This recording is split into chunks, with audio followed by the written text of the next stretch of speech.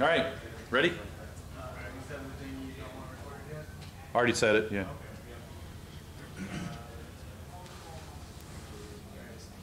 Hello, Derby. Okay, that's pretty lively after you guys were out late last night. I like that. My name is Michael Goff, like cough. I'm the founder of Malware Archaeology. So how many people here know about the cheat sheets, other than the front row? So I am the developer of those cheat sheets, and then also turned into a tool. Come on now. Anybody know Todd Beerley from Rapid7? I like that picture because it kind of looks like him, so I had to put a plug in there for Todd. He never looks like this, by the way. It's always the not to know Todd. But yeah, I developed cheat sheets, and then from that, Brian Betcher and I he's from Breaking Down Security podcast, and we developed a tool called LogMD, kind of based on these cheat sheets. And we did before, because of all the PowerShell talks here, release an update to the PowerShell logging cheat sheet so you can get some good tidbits. Some of the obfuscations that Daniel talked about, we have some Splunk queries in there that will catch that kind of behavior, and some base 64 and large block size stuff. So take a look at that. So why are we here? Antivirus is not cutting it. Basically, people say, but it sucks so bad, your bar's too high. So if you just kind of lower your bar like the cartoon, it actually, AV does provide you a lot.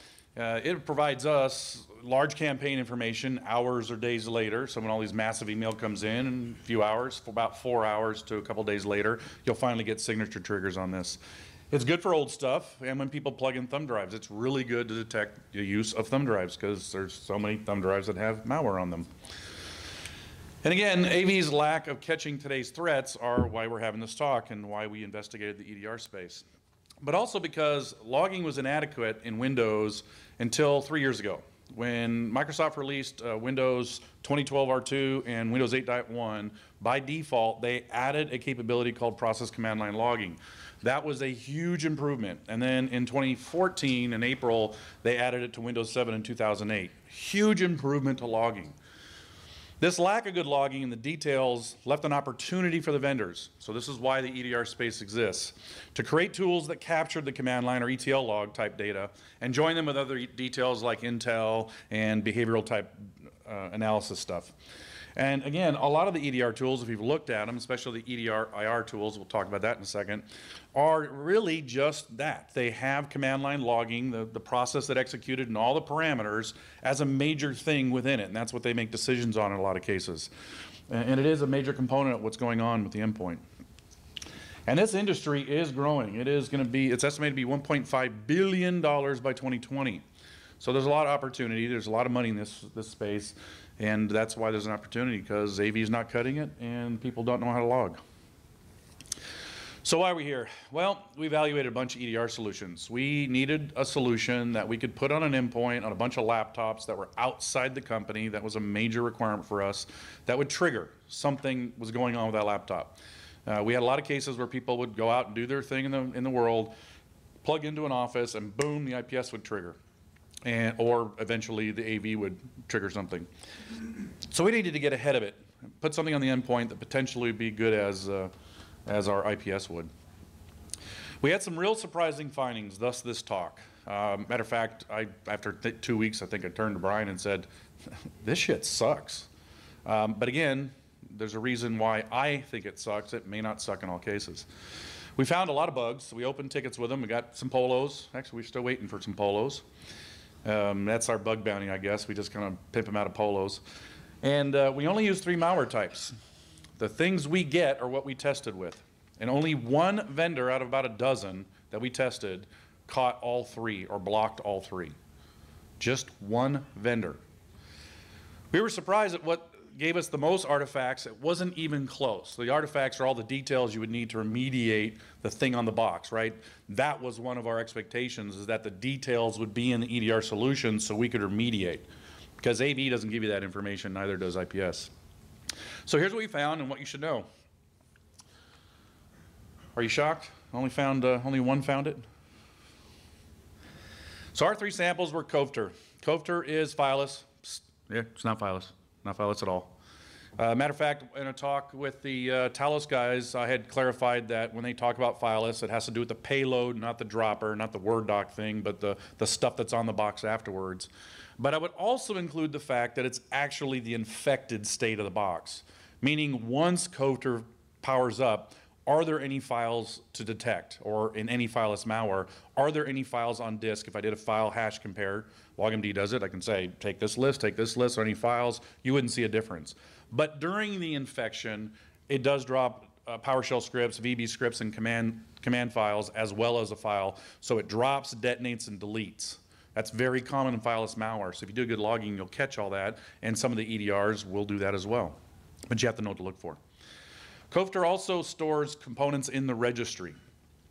MSHDA was used to launch JavaScript and calls to PowerShell, a pretty typical thing, right? Living off the land, using a built-in utility to launch other stuffs and scripts, because AV won't detect any scripting. We also use Dridex. Dridex, when the system reboots, this is how Dridex works. Simple 2 files, and of course the MS binary signed, so the DLL is not. And that caused some issues as well. Gozi is pretty typical commodity malware. Run key, files on disk, pretty typical stuff, pretty noisy, uses Tor to communicate out. But the cool thing about this was the locked binary. And when we started seeing this, we kind of scratched our head like, why would the malwareans care whether the file was locked or not? And so that set us down once we did the testing, we realized, this is why they're locking the files. And again, COVTR, like Powlix, is fileless, and Dridex hits the financial community pretty heavily, and Gozi is now trying to go after built-in compromises of the browser, especially Windows 10 Edge, which, as we saw in one of the prezos, take the mask off, it's really just IE.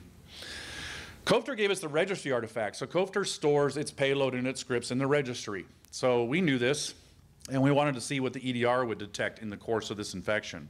And of course, it also uses PowerShell, so we wanted to see what the EDRs could do there and communicate out to the internet. Dridex gave us the DLL sideloading, so we could actually see how sideloading of a morphing DLL, which means hash changes on each reboot, would be caught by the EDR, because that's pretty common. You know, just basically morph the malware so the hash changes, and that causes EDR grief. So obviously causes AV grief. And those of us that make rules or do hash lookups grief. And even if you send it to VirusTotal, they give you grief, because VirusTotal will say, I haven't seen anything, which, as Tyler will tell you, and I'll tell you, that's a great indicator you got something. Gozi was pretty typical, but it had a locked binary. This was a challenge to delete post-infection. If the file's locked, I can't copy it, I can't delete it, I can't rename it. And so we wondered why they had done that, and we think it was to affect EDR, and it turned out that was exactly the issue. So EDR failed some very specific things we were looking for. Again, what we're looking for may not be what you're looking for. You may just see this as an IPS type solution, and if it triggers something, you'll just re-image the box, right? And that really was some of the conversations we had with these vendors. We said, so how would I react to this thing you're telling me that's in the console? And after, in some cases, 10 minutes of them not wanting to say it, they would say, yeah, you're gonna have to re-image this one because we can't give you enough details. So we would think that in the course of a lot of the triggers, we would have a larger increase of reimages, and that wasn't really what we were after. Though possibly acceptable, because maybe some will block and we could verify that. Some were unsure, we might investigate if it looked interesting like COVTR. But for the most part, we would be putting in a lot of reimage tickets, and roaming laptops, yeah, it doesn't work so well. So that was an issue for us. One of the things that didn't do very well, TELUS auto runs. So the EDR would pop up and say, this is a bad binary. Great. How does it start up? I don't know. So the auto runs were missing in the details of most of the EDR. That was really surprising to me. When I told the vendors this, they were like, well, what do you need that for?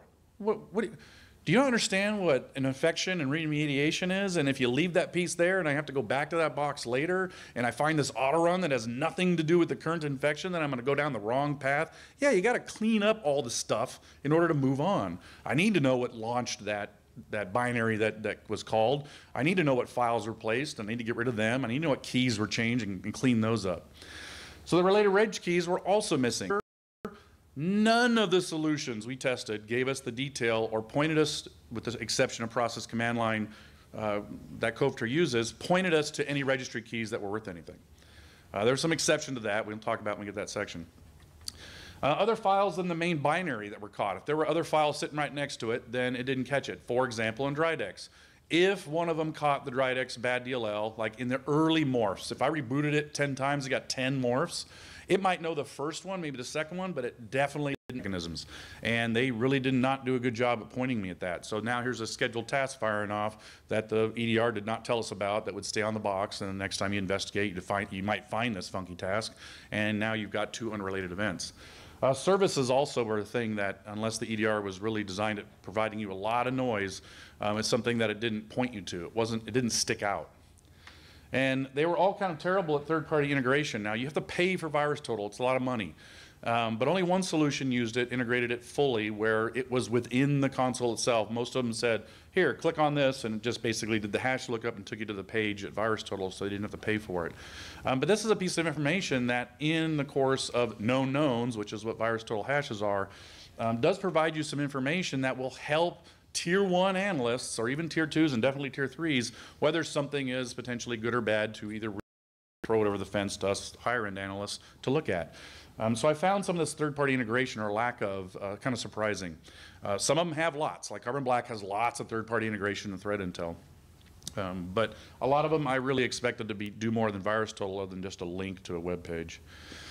And basically all of them lacked the ability and the details, the artifacts you need to remediate. If you think these solutions are going to give you everything you need to remediate, yeah, you're going to have to really seriously consider that. Our baseline. We have an IPS, surprisingly good. Quite frankly, I'm shocked at how our managed service IPS is working for us.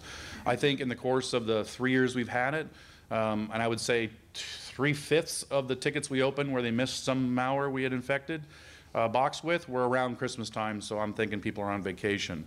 I'm shocked that stuff we get at 8:39 in the morning and we're uploading, VirusTotal sees nothing about, but yet the IPS is triggering something about the malware. GOZI uses Tor, so it always triggers on the Tor traffic. But I'm kind of impressed with that. That was something I did not expect to be that good. It didn't used to be years ago, so with the integration of their IR services, they actually make a pretty good product now. So our baseline was our IPS triggered on all three of these solutions. So no details with IPS, right? No details with AV. So once somebody said, hey, Tyler's box is bad, you need to go look at it, we would have to go into IR mode and go investigate that box. It just points to Tyler's box and says, I'm bad, that's all you get. Maybe a name of what it is. Sometimes it's just phone home or some piece of information that doesn't tell you anything about it. There are no details. But at least it alerted us to something. But we wanted something that alerted us not only when you're on the corporate network where IPS works, but off for all those laptops and roaming users, home users, over the VPN, that sort of thing. So let's talk some boring terms real quick. Gartner and other define these terms. ETDR, Endpoint Threat Detection and Response, right? That's a term that was used about 2 years ago. It's dead, so if you hear that term, just ignore it. What they did is just take the word threat out. Now it's just EDR, Endpoint Detection and Response. That is the current term we will use. And in about 2 years, everybody's moving to EPP, or Endpoint Protection Platform. What does that mean? Well, it's AV plus randomly related shit, okay? That is a quote from somebody. And I kind of agree with that, right? So if you think of AV with all the AV EPP platforms, then there is the encryption and all the things that AV does. Next gen AV, you've heard this term a lot too. Gartner definitely doesn't like this term, but it probably evolved from PCI because a lot of these next gen vendors were getting PCI certifications for AV, like Cylance for example, and they said we're next gen AV to try to make it sound fluffy, marketing, whatever. I'm not really sure, but it's a dead term. Okay, so Gartner doesn't want to use it anymore. They want to kill it, and I agree. AV is AV, right? It's signature-based. There's a specific way it works. These signatures are all saved within one master repository. There's not a lot of behavioral analytics. It's some well-known signatures, but that means it can be bypassed, right? But it does catch a lot of stuff. So let's look at some definitions real quick. Remember, here's the EPP. That's pretty much all the main vendors we're aware of. It's that AV plus randomly related shit. This is Gartner's definition. You can read this online when I post it. Just put it on there so you know what Gartner's saying about it. And again, it's just AV and randomly related shit. So here's the Magic Quadrant. So as we can see here, the big EPP, the AV vendors right now are the typical AV suites, right? The platforms or the AV related shit stuff. Down here is the EDR. This is the up and coming EDR solutions. Stuff to the left, yeah, well, they're trying to get over to the right. But these are pretty much what we have. Important point that you need to take a look at when you look at solutions. What we're talking about in regards to the categorization, which we're about to run through, It is the primary function of that tool. You can put a Cylance, which is absolutely nothing like CrowdStrike or Carbon Black, and say, we're going to evaluate both of those. They're nothing alike. What's the primary feature these things do? Oh, we have this feature too, this feature too. It's not your primary feature. It's probably not even your secondary feature. It's a feature. It's probably not very good, and I can't rely on it. So I'm talking about primary features, okay? And after a long discussion with my friend Dr. Anton Chavakin, changing the terms, he didn't like me doing that, so I'm just going to add on to them to make it easier. We're going to use their terms, the industry terms, not going to invent any new ones here, but make it easier so as you evaluate or try to put these things into buckets, it'll make it easier for you. Call them EDR or EPP, but basically we're going to add the EDRP for preventative type solutions. These are the next-gen AV solutions basically, right? The primary purpose of them is to prevent. They're probably not going to give you a lot of details and all that, but they're preventative. EDRD for detective and information, right? They're going to detect something happen, not necessarily provide you any kind of prevention or very little, maybe known signature stuff, and they'll provide you some information. EDR-IR, the incident response stuff, okay? And then EPP, the AV plus randomly related shit. And then EPP ecosystems, okay? This mixes network and the endpoint stuff. EDR preventative focuses on prevention. We would call this next-gen AV, or refer to this next-gen AV. May provide detective alerts, may do some IR details, but really it's a set and forget solution. It is a preventative solution, much like AV. It's going to trigger, going to block something, and that's generally what it does, and it does, you know, fairly well. Here's some examples of the vendors. I'm not going to specifically pick on any of them. We can talk about that after the talk if you want to know some more details. Detective solutions. Well, they focus on detection, little or no prevention yet. Okay? They're generally moving that way. They may provide you some additional information. The console has all kinds of data in there. Again, a lot of it is normal noise. This is what drove me crazy about a lot of these solutions, is they did almost nothing to reduce the noise in the console. But Tyler and I can tell you, the first thing we do in IR and malware analysis is get rid of the normal noise so you can try to make those things that are abnormal show up. And if I have a console with 1,000 or 2,000 or 10,000 endpoints and I have all that normal noise unfiltered, it's unusable, in my opinion. That is something we found that we did not like about these solutions. But they are evolving to EDRP. They are, all of them, the ones I talked to, are working on moving towards a preventative solution or potentially acquire somebody. I do not see a reason for an EDRD solution. You either want to prevent or you want IR details. Here's some example of these. IBM BigFix Detect is the old Trusteer stuff integrated with BigFix. So you get the BigFix query engine with the Trusteer detection engine. The detection stuff, yeah, not so much. BigFix, I love BigFix, but they really haven't quite gotten there yet. And no prevention. Cybereason is moving towards prevention, and Carbon Black Response acquired Confer to fill that gap. EDR-IR focuses on response, hunting capabilities, detective capabilities, little or no prevention. Carbon Black Response has no prevention. You got to buy Confer or the EDR Defend for that, or the Carbon Black Defend for that. And they do provide you a lot of details, but again, lots of noise and a dashboard you're going to be using or stuck in. What I would say here, if you want to use one of these solutions, or you think you want to use one of these solutions, the API is going to be your best friend. You're going to take all the data and you're going to send it to log management. So if you're a Splunk house, your rep's going to love you because your license is about to shoot through the roof. But that way I have all the data and I can query it as I want and not the limitations of what the dashboards allow you or not allow you to do. One of the vendors, when I said, I need you to help me find this malware because I know everything about this damn malware and I can't find crap in your console, walk me through it. And I am not kidding you. The IR engineer got on the phone, immediately jumped to the query window, bypassed the dashboard altogether, and started querying stuff. You have to understand how these solutions were developed. They were developed by an IR firm that basically took an analyst researching a box, taking the artifacts out, and then this console will allow you to go hunt. But you had to know something first. Usually the good analyst would do that work. Tyler would do that work, or I would do that work. We'd go to the console and say, look for these 12 things. They're good at that. But they're good taking all this data and shrinking it down. Thus, the API would be your best friend because you can filter out all kinds of stuff within your log management.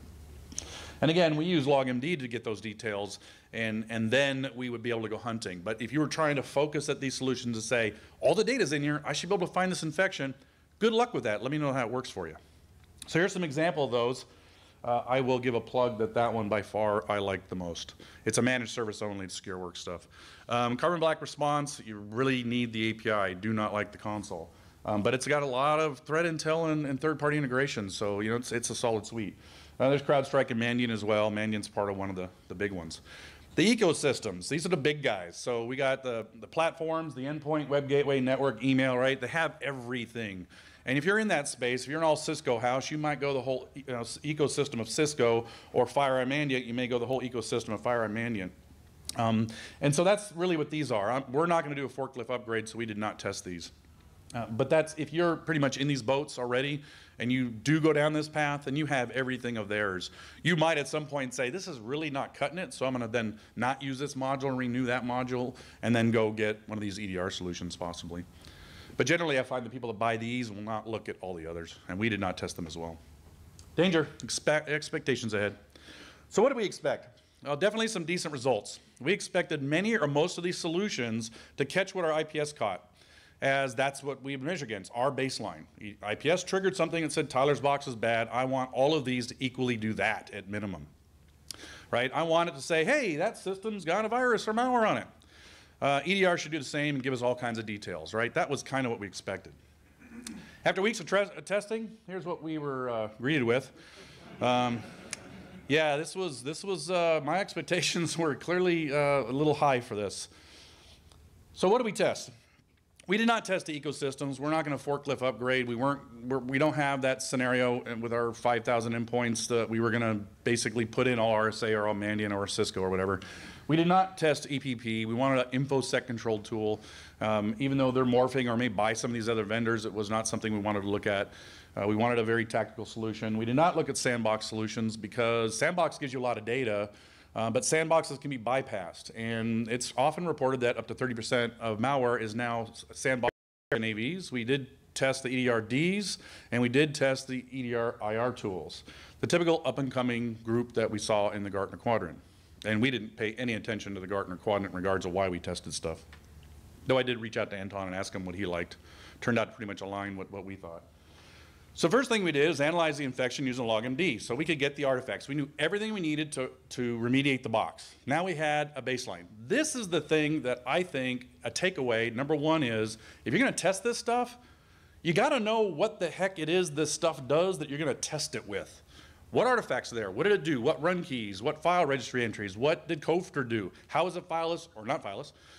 How did GOSI and the DLL sideloading behavior look? Oh, the hash is always morphing. That's out there. We'd have the same problem if you're in Tripwire or Bit9. If the box is already infected and you baseline that box, you just baseline the infection. So we wanted that condition because you don't know what the state of these boxes are. And then we tested the pen tester bad actor scenario where ConnectoBox clicked it and then launched PowerShell out to the internet. Generally that was caught, okay, because that behavior is pretty deterministic today, okay. Systems that are already infected, yeah, many if not most miss this scenario, and bad actor or pushing files waiting for reboots, many miss this as well. So really, EDR is much like AD. It catches the top portion, but it didn't do too well for the existing solution. This is where EDR IR hunting might come into benefit. Cofter was missed by several solutions. When it was caught, it was the MSHTA run line calling out to JavaScript, which then called PowerShell, which read the registry, dropped everything to disk, executed it, deleted it. It was that MSHTA PowerShell call that triggered the ones that did catch it, okay? And no other artifacts, okay, with the exception of some of the EDR IR tools, but you would really have to dig and it was not obvious. Dridex was missed because of their side loading scenario. As it morphed, the DLL hashes were not known. So if the solutions were more like a next-gen AV or detective hash repo, which a lot of them have large hash repos, they did not know about the morphs because every time Dridex reboots, the DLL would morph. GOSI was missed by a couple because of that locked file scenario. It couldn't take action against the file because it was locked. Some of the solutions are not kernel hooked. They are user running solutions. So warning there. And so that's why we think that GOSI was locking the files, is in those cases where it's user running EDR, it doesn't have rights to the file to delete it. And really, IPS did better than EDR. The IPS caught all three. Only one of the EDR solutions, about a dozen, caught all three. So our results were surprising. So how do you evaluate these things? Reality check. Check your expectations. these are not silver bullets. I'm here to tell you that if you think this is the next gen replacement for AV, stop. Don't waste your money. Seriously consider how it will work and how you will use it in your organization. It will or can help, but it is not a silver bullet. Build a set of requirements. What do you need? What do you really need? And expect you will be disappointed or not satisfied with solutions. We had a simple scale, 0 to 3. You did nothing to, yeah, okay, you did okay. 3, right? So it was a real simple score. And we added them all up, and only 2 solutions were close to one another, and the rest weren't even close. But again, preventative was a big part of what we wanted, and tier 1. Test your shit, okay? You really need to test this stuff. Whether, and again, I think shock, surprise, bewilderment, whatever, do people actually test this stuff? I mean, I think I said that a dozen times. Are people actually testing this? In some cases, I think when we called these things in and opened the bugs with these tools or whatever you call them, but I call them bugs, got some polos, that either they were surprised, like, thanks for this really thorough evaluation, or like, yeah, we know about that. So I was kind of really surprised. I think people don't test this stuff, was my conclusion, because I think if you did just simple testing of like just the 3 samples we used, you'd find maybe your solution wasn't up to par and you might want to go a different route. And again, see what works. My requirements are not going to be any of your requirements. You know, my best practices are not your best practices. I needed a preventive solution. If you want just an IR solution and you're going to API the hell out of it and throw it in log management, yeah, they're completely different solutions here. Remember, EDRPs on one end, IRs on the other. They are not the same thing. And again, they will change. I'm sure since we did our testing, one of the bugs we found, they said they would fix, and actually they did, right? They put the hash in the repo, so I morphed it 10 times, tried it again, and showed them, you're still not catching it? And they're like, huh. I'm like, I bet you catch the first one, so I loaded the first one, sure enough, bink, we caught it. Hash lookups. So you immediately know who's building a hash repo, which in morphing malware doesn't work. It's like AV signatures. You're chasing a runaway train. And they will improve over time. This is a very immature arena right now. They are adding features upon features, one right after the other. So they are gonna, and we saw the future roadshows. We did not make decisions based on that. But we heard what they had to say, and there's a lot of stuff coming, a lot of stuff. So I would say in 2 years, they might be a little more mature to where this test all over again will give us completely different results. Or we hope. Suggested evaluation, figure out what you need. Right? EDRP? EDRR? Yeah, no, pick one. Skip the middle guy. It's either preventative or IR, or you're going to pick an EPP or eco solution. Compare apples to apples. Don't try to compare Cylance to CrowdStrike or Carbon Black Response. They are nothing alike. Nothing. Use the malware you actually receive. So all those samples we used, we got through mail campaigns and or infections that someone had picked up in the wild, out and about with our laptops, and we harvested off the box. Yeah, if Coveter's fileless, how did I harvest it? Right, so it's not fileless. And we basically used what we got, things we actually responded to, real world examples. We didn't use the vendor solution. Never use vendor malware. They know they can catch it. Use what you get and how your process reacted to what you got, and see how the tool works within the process of how you react. That's what surprised us. We wanted tier 1 to help out here. We wanted to spread some of this work out like we do with the IPS. The IPS triggers, these guys will enter a ticket and all this stuff for us for some, depending on what it is, and do some blocks. We wanted to spread some of the load out so Brian and I can do more fun stuff and more projects and whatnot. So you want to, in our case, we wanted tier 1 to be involved, and tier 2, and of course tier 3. We did not want to open a bunch of reimage tickets. They can, but that's what we wanted. We want something to distribute. So don't use their samples. Get something from someone you know, or us, somebody who's done testing. I'm sure Tyler will share all kinds of malware with you. Well, I don't know if you make it a habit of giving it away, but seriously, something that, and test it. Log MD at first so you get the details. So you have, okay, here's the details of it. Let's see what the solution does. And then, of course, create a short list of things you need. LogMD will be the thing I recommend to evaluate it. I'm really shocked at how much this contributed to our evaluation. I didn't really expect this as part of it. It was just something we did, and it's like, oh, this stuff should catch this. And it turned out there was a significant gap. How easy is it to use in the console? I was dumbfounded with some of these consoles. I was just like, what the?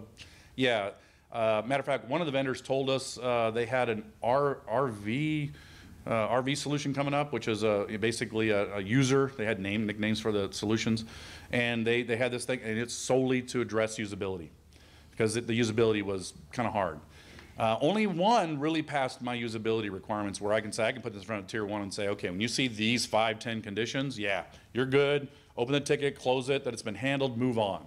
And really, that was one of the expectations. If you don't have that, then the use of console is not so important to you. If you're going to API all the data, the console is definitely not that important to you.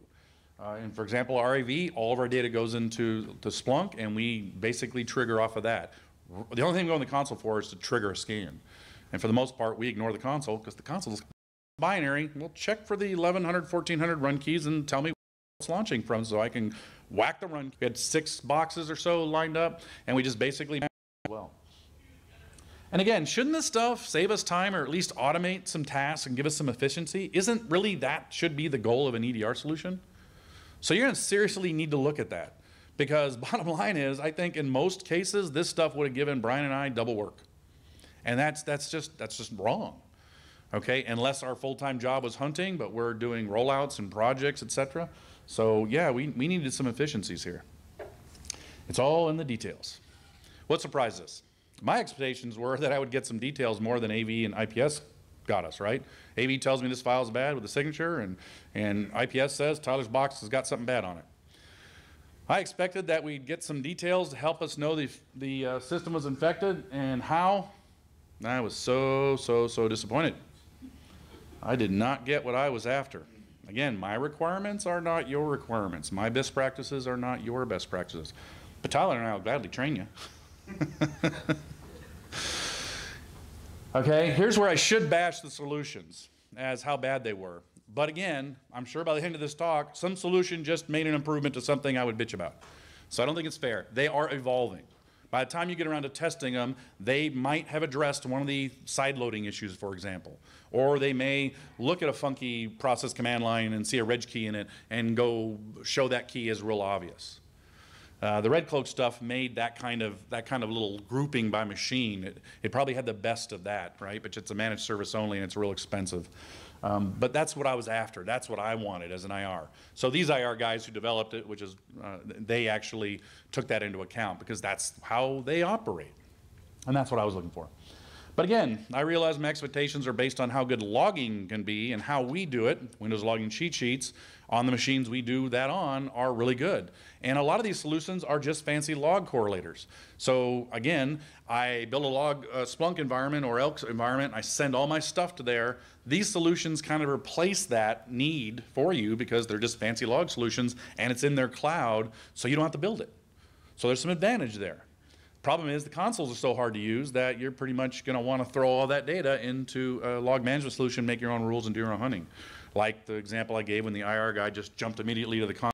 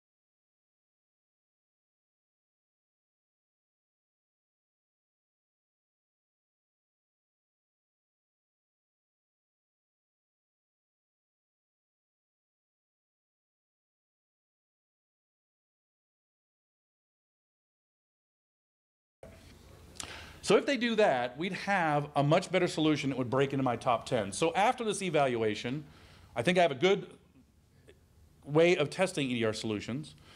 I'm not interested in bypassing them. That was not a goal, but we did, which told us, hey, maybe we just want to spend every effort we can in our AV and EPP and turn on all the host stuff and all the bells and whistles and all the things, and maybe just use that.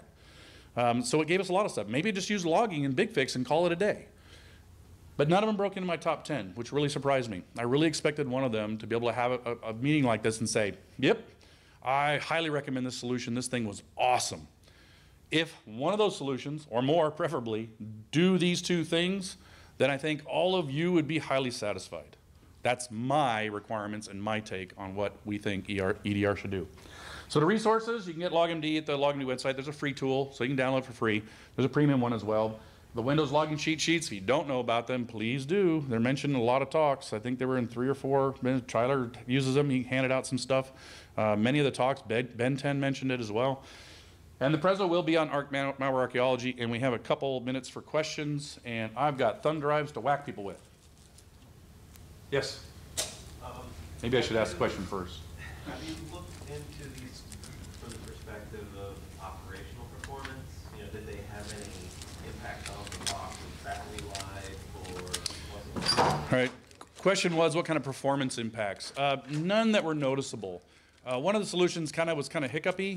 One of the problems, another talk that was mentioned where we pointed out Windows 10 was our labs because we wanted to use the next gen of the stuff we're rolling out.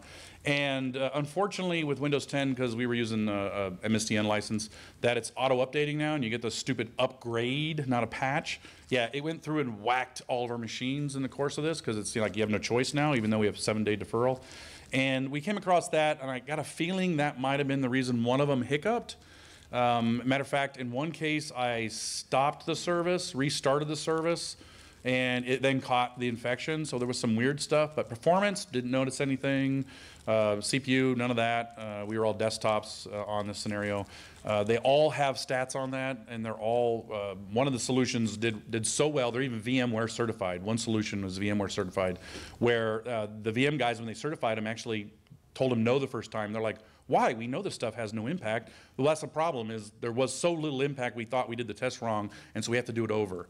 And that would be in silo, by the way, if you have a VMware scenario where you want that VMware hook. But none that were noticeable at all. Yes? Sometimes you see malware attempt to execute in its neuter, right? So it begins a dropper and maybe it starts an infection, but because of one or more compensating controls you have, it's neuter. I've also advocated putting out some of, 30% of malware won't go in VM. We'll find out where the markers are, distribute those to all of your machines, and 30% of the malware may not execute. Yep.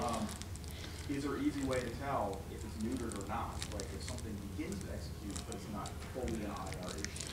Yeah, so does it give you some indications of the execution and failing? If the process command line, so what you're doing is you're watching the Word doc open or whatever and boom, boom, boom, boom down the line. If they have really good logging type, which is a lot of what the CrowdStrikes and Carbon Black Response and whatnot, give you the details, you can kind of see where it fails. There's lack of communication outbound, things that you would expect to occur. Or it didn't detect it was on a domain, which we see all the time, or wasn't enough files in the box.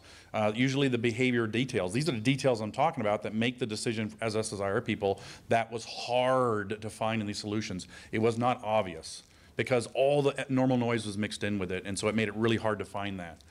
So that was one of the drawbacks of it. Yes? All these solutions, just basically shipping logs off, doing the analyzing and triggering upstream, or is it all happening on the endpoint itself? It happens on the endpoint, so are these collecting and then sending upstream? The answer is yes, they collect locally, they send the data upstream where all the threat intel and hash repos and all that reside, and then you see it in the console. It takes anywhere from 2 to 15 minutes, some took 20 minutes to see the data, so we had to wait for the infection data to finally come up and get the little bloop, something's wrong, or the machine's got an issue. But most of these are all now cloud, they're moving all to cloud. Some you will have to build your own, like BigFix Detect, you have to build your own environment for. But most of them are all cloud-based, and it does take 15, 20 minutes to get that data. Loading the user itself also? No, it can. That's configurable in some cases. Some have no indication to the user. Some have a little pop-up, and it's totally controllable in most cases of the console. So it can be like AV or not. But for the most part, it's doing ETL logging. That's what they're collecting in this stuff. It's real obvious when you look at it. Like, this is the same stuff we have in Splunk. What the hell? Because they're just doing trace logs. Because it is the data that we're all seeking. Yes? Yeah, what's your take on continuing to run traditional AV with these products, or even multiple AV? That's a great question. So, yeah, our goal would be to run them both until you're certain in the course of monitoring both infections that it exceeds or you don't have a gap. Like, for example, thumb drives. Start plugging in thumb drives. AV is good for that, really good for that. It shows us a problem we have. And so if it can replace all that and you're comfortable with it, then I would recommend the transition. I wouldn't just snap it and switch it. I don't think they're there yet. Yeah, it's interesting. PCI allows us to do that, but it's not a good idea. Yeah, you're taking a risk. I mean, I think because 2 or 3, 1 to 3 got selected, you might not be improving your condition. Might not. Again, my requirements are different than your requirements. Yes? So during your testing, did you guys just use the defaults on the EDR itself, or did you guys build any custom IOCs or custom signatures? And if you did that second piece, how did that impact the results?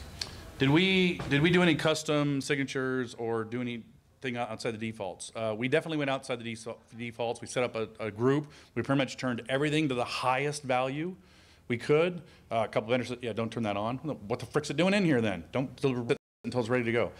We definitely worked with them to say, I want this thing. And so we created custom groups and just turned the stuff way up because, right, that's kind of what IPSs have, lots of signatures. You turn them on, detect it all. AV gets a signature base. So we did not pussyfoot around. We did not take cleanup action. We tried to manually do remediate. Yeah, remediate Explorer, and there's 2 of them. Yeah, and good luck with that because then the other one launches the other one. And I got more thumb drives.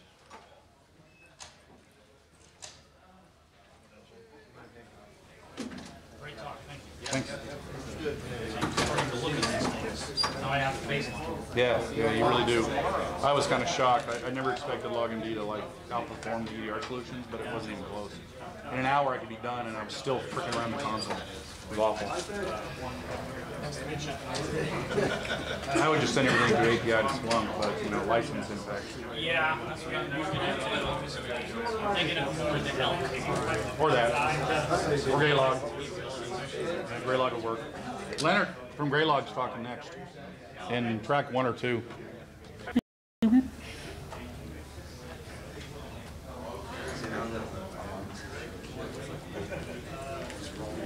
Just come up here and stand too.